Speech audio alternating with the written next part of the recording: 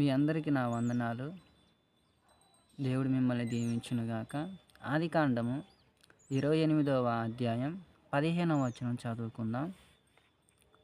నేను నీతో చెప్పినది నెరవేరు వరకు నిన్ను విడువను.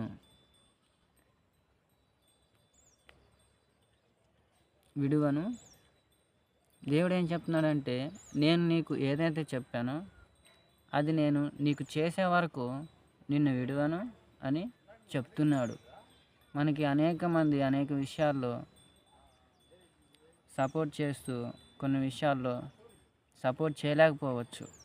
అది కూడా మనము దేవుని పైన ఆధారపడటానికి అది ఒక అవకాశము. ఎందుకంటే సమస్తమును చేయవాడు దేవుడే కనుక మన ప్రతి విషయాల్లో కూడా మనం దేవునిపైన ఆధారపడి ముందుకు నడుస్తున్నప్పుడు దేవుడు దూతలు ఆయనే మన పక్షముగా ఉండి మనకి సహాయం చేస్తాడు. ప్రియ కుమారుడా, కుమార్తె, నీవు అనేక విషయాల్లో ఎవరి మీదైనా ఆధారపడుచున్నావేమో, కానీ ఈ రోజు నుంచి నీ ప్రభు అయినటువంటి దేవుడి పైన నువ్వు ఆధారపడుతున్నట్లయితే దేవుడు సమస్తమును చేయగలడు, నెరవేర్చగలడు. కనుక ఈ వాక్యము మీ జీవితాల్లో నెరవేర్చబడునుగాక. చిన్న ప్రేయర్ చేసుకుందాము. తండ్రి అయిన దేవా, నీకు వందనాలు చెల్లిస్తున్నాం.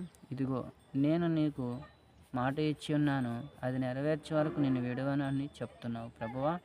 కనుక మా జీవితాల్లో మాకు ఏ మాట ఇచ్చి ఉన్నావో అది మీరు జరిగిస్తారని మేము నమ్మచ్చు.